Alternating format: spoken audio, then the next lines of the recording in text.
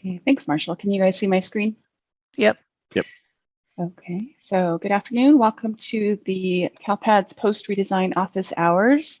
I think we have a light group today. There's another meeting going on. It should be wrapping up shortly with the testing folks. And I know a lot of us were on that call too. That was part of why we were getting a little bit of a late start here. We were trying to listen to as much of that meeting as we could. I'm going to give it a minute. I have a feeling we're going to fill up as soon as that meeting ends. So I'm just going to give it another minute or so before we start answering questions. Let's get started, but we do have some late breaking news, but I'm going to wait till Brandi gets on to share that so she can fill in any background info for you. Kelsey, when is SPRG 0082 going to be fixed? When I uploaded an SPRG, I got 682 rejected records. Wait, that one's not even ringing a bell for me. Let me check. Valid service code. Why is it only a medium? Because I think we were worried about the other, SENR and SPED Maybe errors. is it just this particular code? Other people are getting this problem too, but it's preventing program records from going up. All right, let's bump that one up, Gary. If you could make that 6009 higher. Okay, do that right now. In both Visual Studio and Problem. Okay, yeah, thanks, Gary. Dominic, SPED question. Can initial IEP or eligibility evaluation be affirmed in the SEDS without parent signature? We have an FAQ on it. Oh, we do. Yay! Search for signature and it should come up. But you want to maybe expand your answers because, or signed instead. Okay, verbal is okay. However, so yes and no. Angela Mata, any updates or ETA on known issue 5996 regarding SPRG GERR005? I was really hoping it would have been fixed. Yeah, me too, Angela. That was supposed to be in the release on Wednesday night, and it wasn't quite done yet. So unfortunately, the soonest we'll get it is going to be Tuesday or Wednesday night. So likely Thursday at the latest, at the soonest, I should say. So it's being worked on and it's real high on the list. So Fabiola, while we wait, we just want to thank you. Yeah, Martha said that. Thank you, Fabiola. It's been very stressful. Whoever recommended the Obama Nature Netflix show to me last Wednesday, thank you. I find it very calming. That was Brandi and Martha's cosign. I realized just what a ball of stress we all are. Okay, Rebecca, Q1, can we have clarification on when the data are extracted from the CALPADs and sent to TOMS? Tuesday and Friday, extracted from CALPADs at 5 p.m. and available to see on in TOMS on Thursday and Monday. That's what it sounded like to me. I got a little confused because it seemed like they said two different things. So Martha or Brandi, did you hear something different? So it's Tuesday and Friday, and then it shows up Thursday and Monday? That's what I had heard. This week was slightly different, right? But going forward, it's my understanding. Can you guys hear me? Here she is. Okay. So yeah, I honestly was really confused. Oh, good. I thought it was just me. No, what he was saying sort of contradicts with what we had sent out in the listserv. So I think it might just be semantics. So he's checking with his team. My understanding is that we were sending over files on Tuesday and Friday. And then he started saying something completely different. So he said Mondays and I believe Wednesdays. But so we have other news that needs to go out very soon about Tom's related stuff, and so maybe we could include that in that message that you guys are working on. Just a clarification that yes, it is Tuesday and Friday. Yeah, we just have to get clarification from ETS what's happening. So yes, I agree. Okay, and do you want to talk about what the recommendation was from that meeting? Sure. Yeah, I know that we told everybody, you need to get MIDs resolved as quickly as possible if you've created them, and get that taken care of. But and you've been doing exactly what we told you to do. But apparently, it's wreaking havoc when kids are in the middle of testing. And so, and particularly when a student hasn't completed a certain test, it's if they've partially completed a test, and that SSID gets retired, it's just causing lots of problems. So we're switching course here, and telling folks you have to wait. You should wait until the end of your testing windows when resolving MID.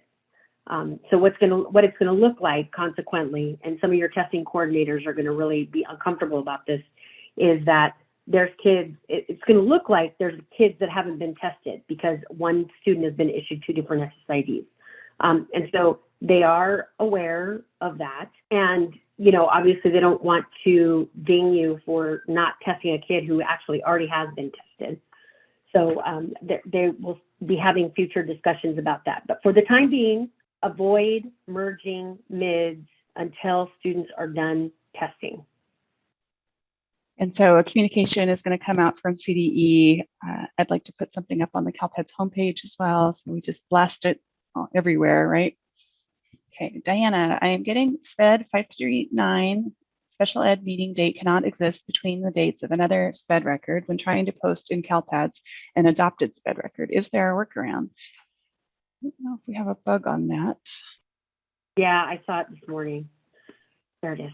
There's a Okay, 6048 high. So that means it's on the top of the list for developers to work on. And I don't have a workaround for you. Sorry about that.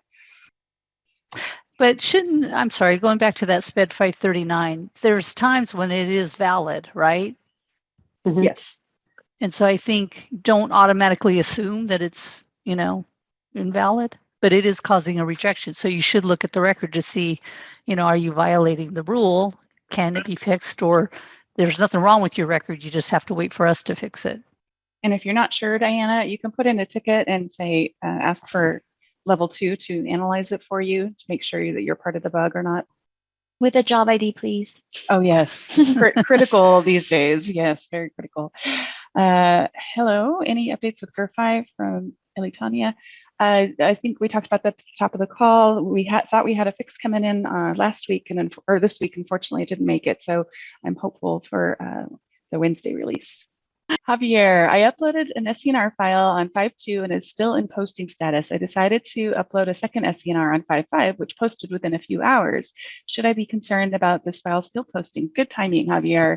I think the developer finally got a handle on those stuck jobs, and so we have to work with him, and we'll communicate to anybody that does have an outstanding stuck job that we're going to purge those and to resend. So you'll get that message, but it sounds like you're ahead of the curve already. Don't worry about that stuck one. We're going to get rid of it for you. Jennifer, with 6025 still being an issue, is it okay to upload SPRG, or will there be future problems if program records have no membership code? Great question. And I don't know that I know the answer to that, Martha. So this is the one where it's supposed to pre-populate the membership status code. I'm sure we could do some cleanup. A DBA could do some cleanup on that, right? I don't know these days. But you know what? I mean, very honestly, I just answered this question actually in another, I can't remember which webinar I've done a few this day. But I don't know that it would necessarily cause any issues, because in the legacy system, we just ignored what you put in there. Remember, if you look in the valid code combinations document, we have a finite set of rules that says, you know, free and reduced price meal 181 and 182 are always going to be eligibility, and Title I targeted is always going to be participation. So that valid code combo drives the rules that surround that particular education program. So I don't think I don't think it should cause issues. But I mean, every SPRG program or record has to have that value, and the vendors automatically put it into the extract, but we ignored it. And so now, no matter what you put there, right, we're treating it as it's blank. She's saying we can make a lot of assumptions that we already know what it's supposed to be. So regardless of what is in there, but Brandi, where I get concerned is I think we'd have to check all the reports. I don't know if they look for that membership code or not. Yeah, I don't. If there's no honestly, urgency on your part, well, okay, I would so, wait. Yeah, really? Definitely in the extract, but I can tell you that in the major reports, like for example 5.1,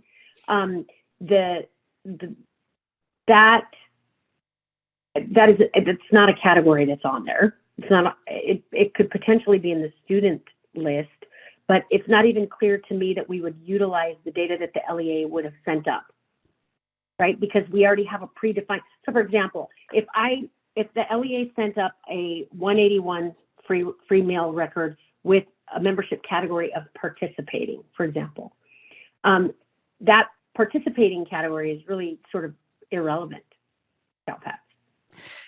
And I don't even know that we would display on those reports what the user entered. And if it is displayed, it's following the valid code combination logic. So I mean, like I said, I'm theorizing.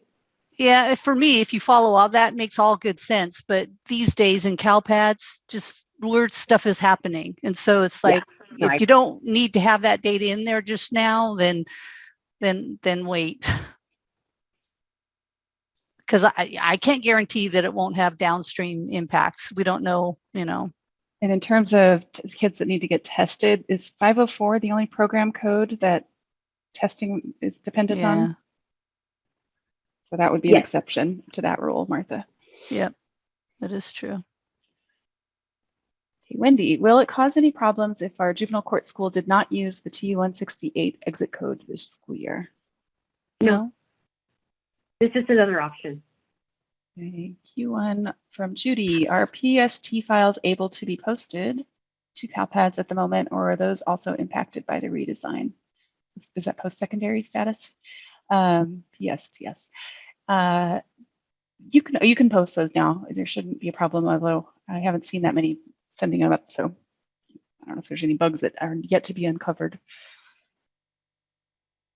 Sean, I have a student who cannot access the state test. They get the message, no match for student ID. I have contacted CALPADs. They said it was a Tom's issue. Tom's contacted and said it was inactive in their system. CALPADs shows the student is active. Both entities blame each other and say the change needs to come from the other entity. How does this get resolved? Well, that sounds like a very frustrating position to be in, Sean. So Brandi, are you familiar with this particular scenario? Well, they're inactive. I do know what. Is there another SSID perhaps that the student, can you look them up by name, Sean and Tom's? And I think that was one of the things I heard today, that they might already have two SSIDs in Tom's. So I'm not really familiar with this issue. Just so you guys know, like I just literally got access to Tom's last week, and I haven't even logged in yet that time.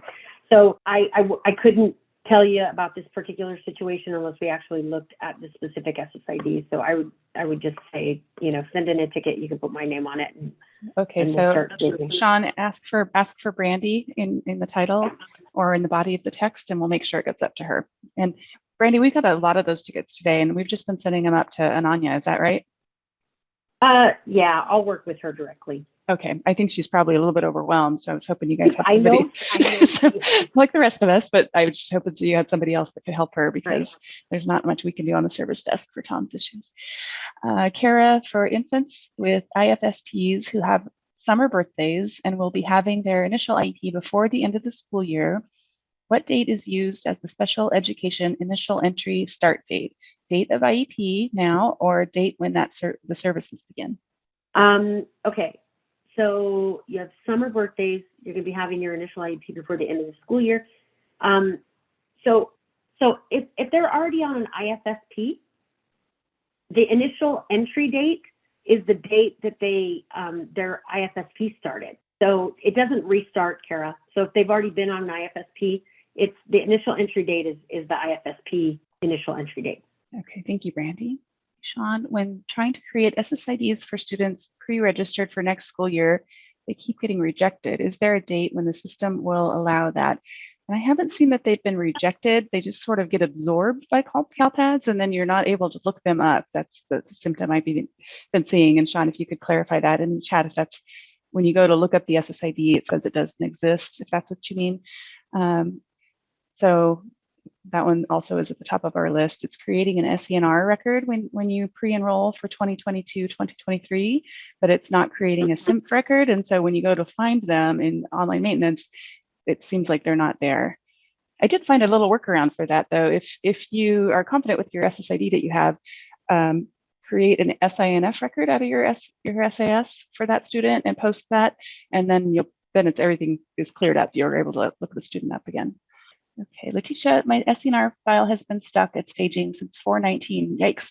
I sent it a ticket, but how much longer will I have to wait? And can I safely send a new SENR? Yes, we finally got some resolution to this, Letitia. You may send up your new SENR safely now, and we'll be communicating with you, letting you know that that old job is going to get purged.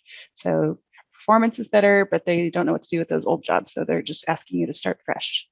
Hey, Mary. And we will communicate to everybody that has been in that situation. So you guys are just asking now, so we're answering your question, but we are reaching out to everybody that fell into this situation. Yes, it's an evolving situation. So stay tuned. Mary, trying to learn, what do the testing coordinators look at to know that each and every student they tested is showing up properly?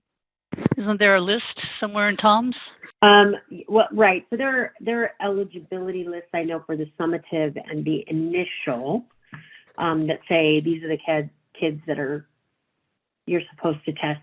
I am really unfamiliar with what lists are available for the smarter balanced assessments, but my assumption is that they have similar eligibility lists. I'm actually not the person that can answer that question. The assessments division would probably be the best place to send that question. Okay, Larnie, just clarifying, if Bob from ETS says, don't worry about testing the student who have MIDs, we will work on the back end, doesn't that mean it's okay to clean up our MIDs? Or am I confused on top of already being confused? That was a confusing meeting, at least for me, Larnie. I was having trouble at some of the points in there. But I think what he meant was, if they're in the middle of testing and they already have a MID, just let them finish testing, and at the end, they'll reconcile the two SSIDs for you. What is causing most grief is if you merge the MID, you resolve it as combined while the student is in the middle of testing. And Brandi, correct me if I stated any of that wrong. No, that's right. Hey, some happy news here. Shelly says, I just want to let you know that I'm very happy with the speed of CALPAD the last couple of days. I have been able to get so many files posted, and Angela Mata agrees with her. That's great to hear. I'm so happy to hear that. I was on the phone with somebody yesterday and he said the same thing. And I said, well, I have an online maintenance job that's been stuck for 40 minutes. So maybe it's a little hit and miss. Okay, Angela, you got a Q2. I'll come back to you if we have time. Hey, Chrissy, get a long one. I'm gonna make my window a little bit bigger. Will the SSID request process go back to allowing LEAs to have a selection to choose from of student candidates?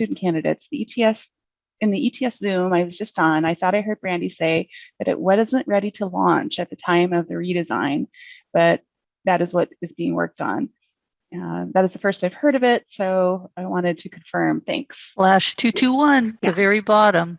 We offered up that, we know this is not a good situation to issue brand new IDs regardless. So there is plans in the schedule to try to bring back the request or a candidate list, if you will. Yeah, and my understanding is that it won't look anything like what it used to, though. It will be a slightly different process. But it's noted in /221. I have it up on the screen. Okay, so Kara has a follow-up, Brandi, on her IFSP.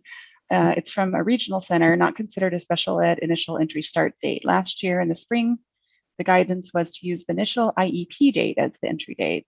But then in the fall, the guidance was changed to use the service start date. I'm just wondering what the guidance is today. Well, that's really interesting because, and I get it that they're not duly served by a county office of education, but so Kara, I want you to send this email to me because I want to get clarification from the SPED data, because my understanding is that when a student is evaluated and determined eligible for Part C, even if it is through a regional center, that is their initial entry date. It may not always be available to LEAs when the student actually moves into an IEP, but that technically would be the entry date. But so forward me that question in an email and I'll forward it to Joe. All right, Irina, we are getting a SPED0546 error. Initial records cannot match annual records on meeting date or education plan amendment dates. The whole file is rejected. And as a result, the new IEPs are not coming to CALPAD's TONS. The district cannot enter the accommodation for these students and test them. When do you expect this error to be fixed? That's 6016. That's the one that we noted with SACE today, right, Angela? 546 is the new hot one. What number was it, Gary? 6016. Oh, no, that's older, Martha. Oh, yeah. Okay. So, yes, I talked to the developer today. She is working on it. So, again, assuming testing goes well, we hope to get that one in Wednesday. And SACE recognized it was one of your top tickets as well. So, in coordination with them, we recognize it's a big ticket item for you guys. Jan wants to do a CALPAD's cruise.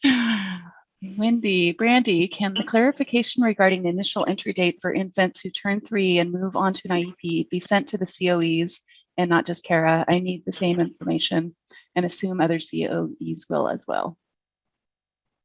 Sure, I can see if they can send a clarification out through the associated listservs.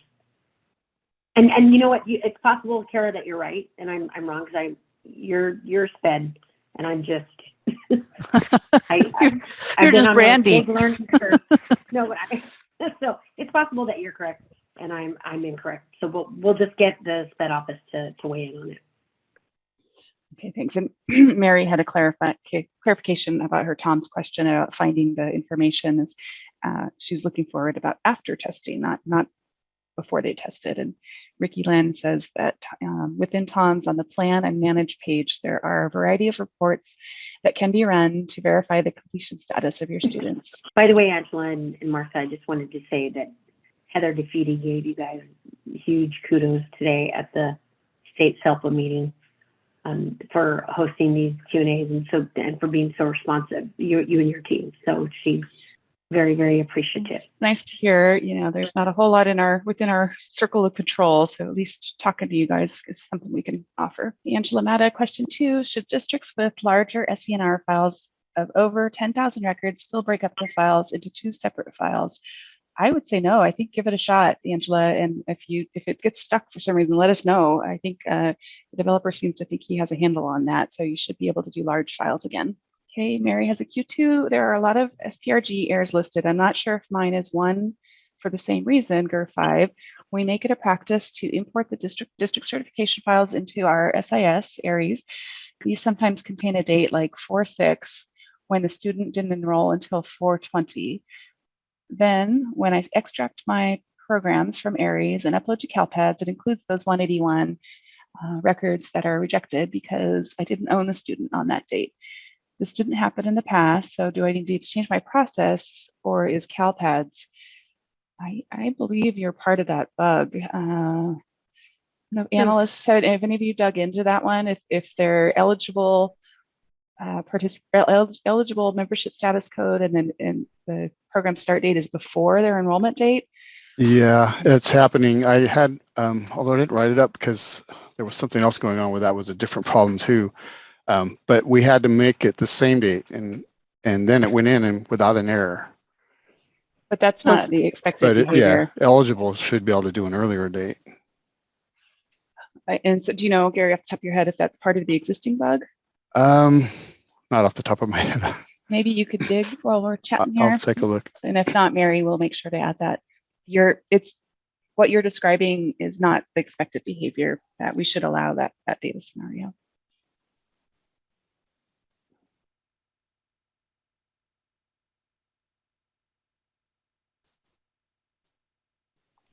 Okay, Alex stepped away for a moment, and I stepped out for a brief moment and missed the answer to a previous question of, will it cause any problems if our juvenile court school did not use the T168 exit code this school year? Can you please answer again for me? And the answer was, no, it's fine. It's just one of the options for that type of school. Brenna, is there an ETA on any of the SPED reporting known issues? Hopefully we'll have some fixes going in on Wednesday. So I think I mentioned on the previous calls that there's kind of a hierarchy that they're looking for. So any IVRs that are impacting testing or student profile, so SELA, SPED, SENR, those are at the top of the list to get worked on, as well as any data migration issues. We're hoping to have some relief in there sooner rather than later.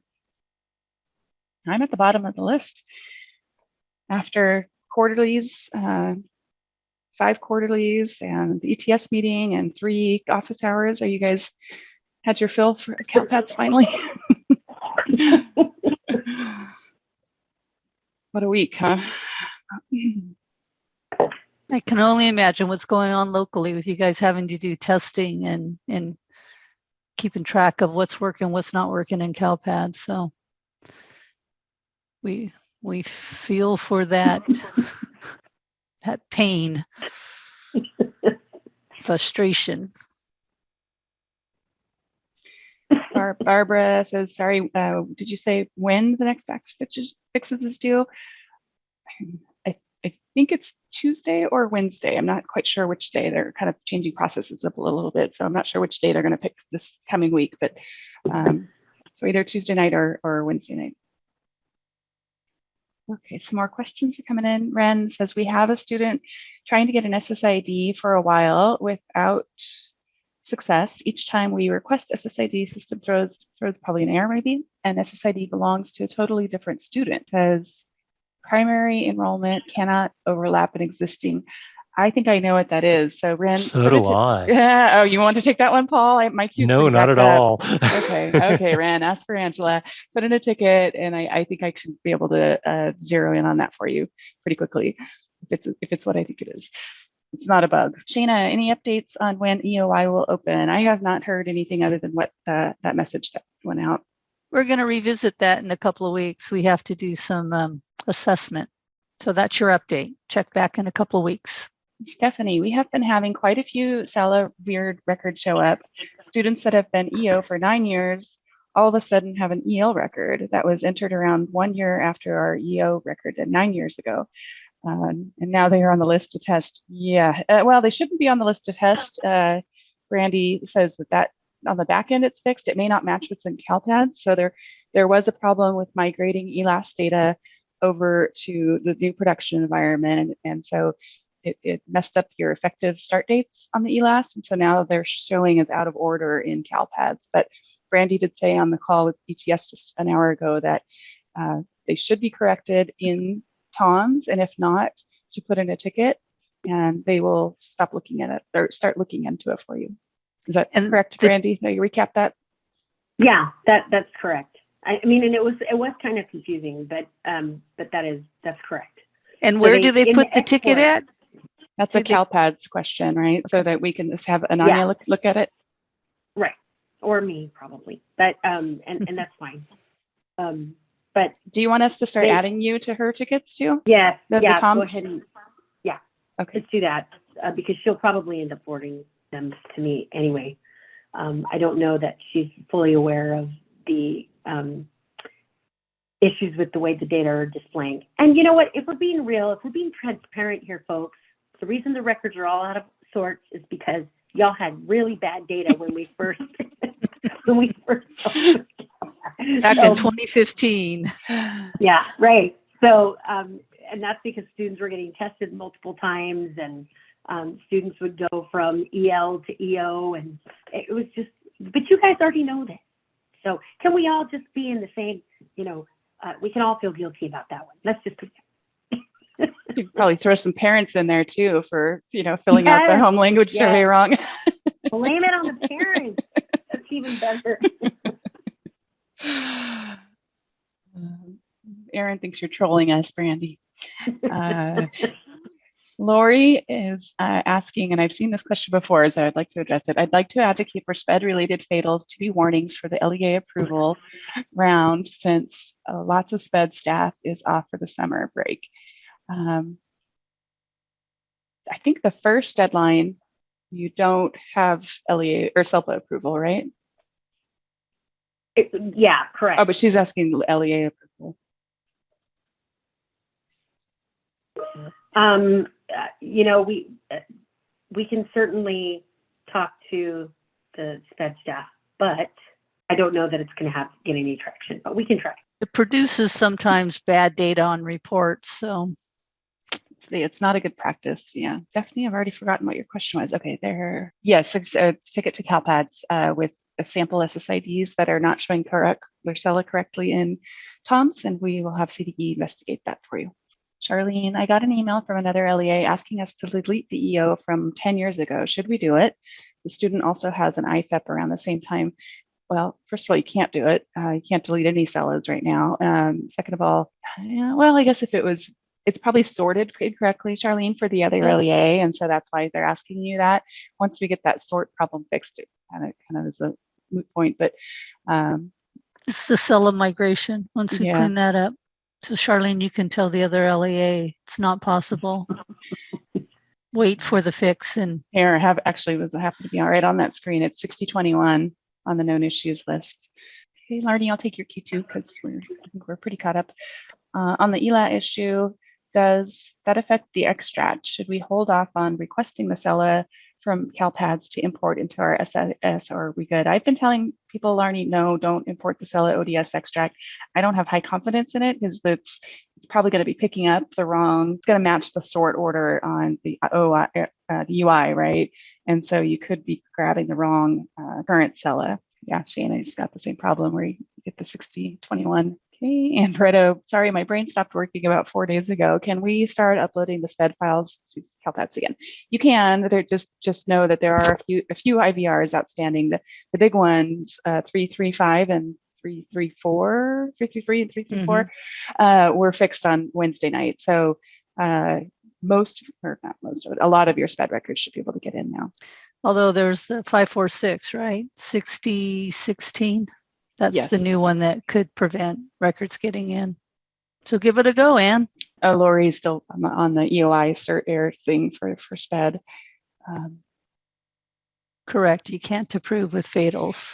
Yeah, I think we're just gonna have to wait and see how that goes. Ethan's got some kind comments in there. Thank you, Ethan. That's really nice. Angela, it's Nada again. If we already pulled an SELA ODS extract into our SIS, will the data get fixed in our SIS once the SELA files get fixed and we import a new SELA ODS extract? That might be a question for your vendor. I don't know how they're handling re-imports like that. I think they reconcile. So I think once the ODS is fixed, I would assume that you could import it again and it'll correct the data in your SIS.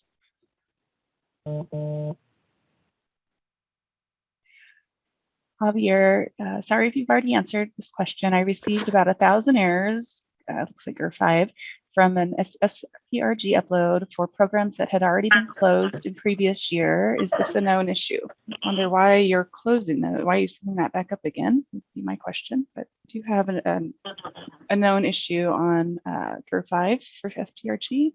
Yeah, so Angela, I have a little update, and that includes for Mary. It does look like there was a bug, but it wasn't included in the fix. And I don't know, because 5996 says fix available, and it's marked closed in VSO, so I don't know if it's something that we can re-add to that, or should we just log a new bug, so that the record where the eligible is before their enrollment date. Yeah, that's a bug that needs to be fixed, and that wasn't, for some reason, wasn't included in that. In that one, okay. So Mary, if you could put in a services ticket and ask for Gary with 2 R's, he'll get that logged for you. But Gary, we should create a new one. Yes, okay, I'll create a new one. Yeah, create a new one. So Javier, and the other part of that bug was the one that was in there was they had program records with like the same date, and the enrollment was overlapping, and they should have been in without the error, but they were getting the error even with overlapping enrollments. So that might be what, even though they're closed, as long as you had an overlapping enrollment, it should have worked. but because of this bug, it's not working. Yeah, and 5996 did not make it in, even Yeah. though it said fix available, it did not make it in. So that is probably what it is, Javier, or is it Javier? Yes, Javier. If you want a ticket, if you want me to double check, I can do that. This is Angela.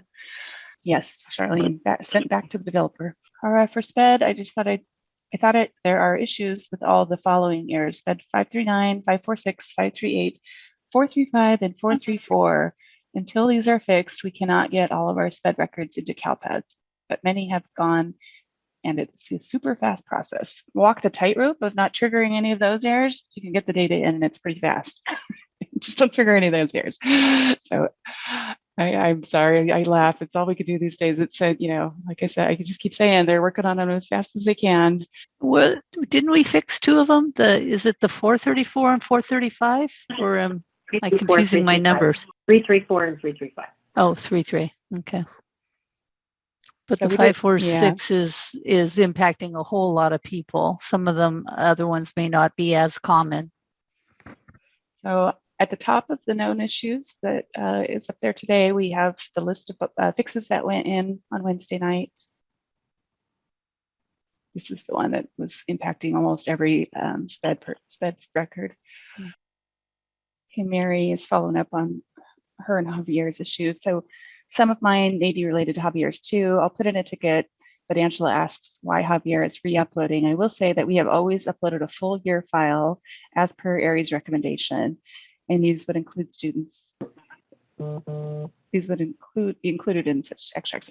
Okay, thanks for that context. That helps, Mary. Did I miss anybody? What's our time check? 3:53. Got 7 more minutes with us, folks. And at the end of our Q1s and Q2s. Okay, Angela, I put in a document for, I got a ticket earlier this week. LEA was trying to get a hold of all the information that's been passed on and like that. So I was telling that you can use the transcripts, and then I'm gonna start putting table of contents in the Q&As, trying to document a subject for each question that has been asked. That way, if you go to that show more, it will list out the Q&A questions, and you'll be able to click on it and try to do a search and find the information that you need really quickly. So I did post that in the chat for.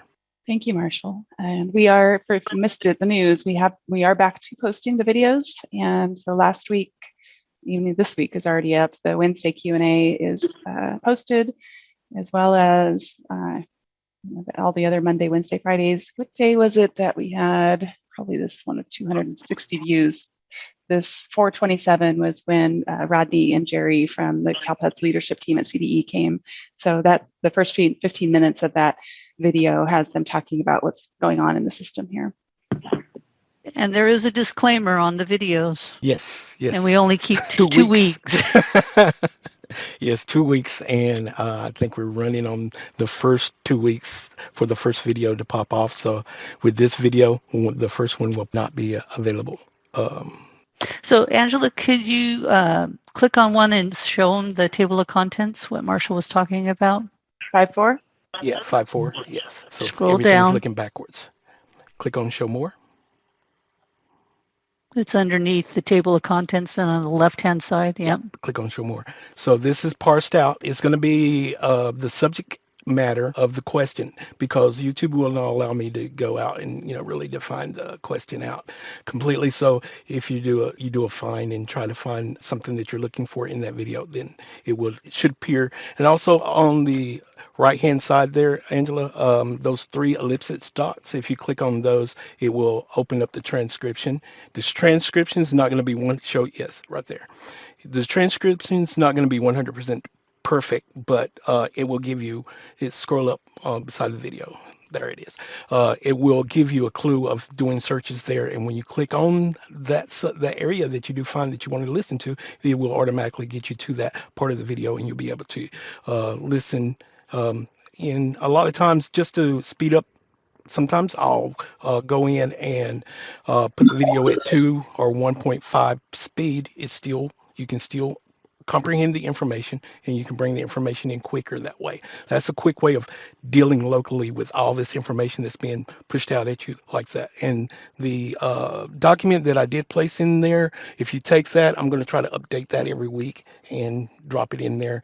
You can use that and use the navigation function of Word to actually do a word search in the navigation area using the results tab, and you'll be able to parse out more of that information. We're all about trying to get the information to you as fast as we can and as efficiently as we can. Thank you. Thanks, Marshall. So Jan has a question. Jan is from Aries. So the SENR duplicating if it has an R. Kathy put in a ticket for it. She did, and you're right, it is on the SPRG. I saw you caught that later on. It's confused. It's also late in the week. I did see that. I just haven't had a chance, Jan, to look at it yet. So I apologize. We're triaging as fast as we can up here. And Anne, is it safe to upload the SELA records now? I think so. I mean, all you can do is TBD, right? And RFEPs. That's all you can, unless you're making corrections, right? Right, but she should be able to, I mean, that's from legacy too, right? You can only do IFEP and RFEP. So you may want to wait till a migration is finished because you may get errors, right? Unless it's a TBD or an RFEP. But if it's somebody that needs to take the LPAC, I would say do it for sure. Well, the LPAC would be for a new person. Oh, because you can't tell the system they're an EL, right? Right. They need that TBD to be sent over. Right, which they're not typically doing initials right now. I didn't think. I thought they were doing summatives. Robert, is the SPED0546 issue slated to be fixed next week, or is there a chance it'll take longer?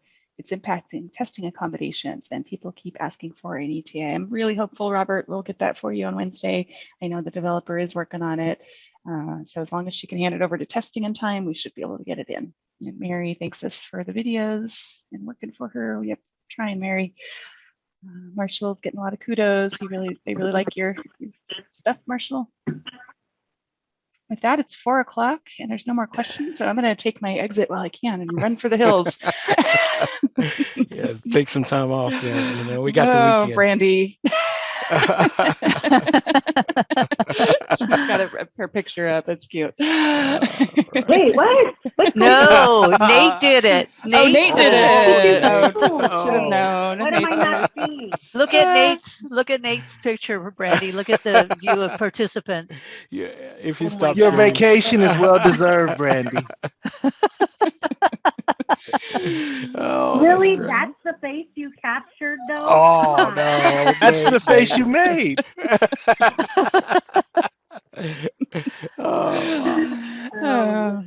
All right, everybody. Yeah, have a great weekend, everyone. We'll be back on Monday at 3 o'clock for more office hours. Thanks. Take care.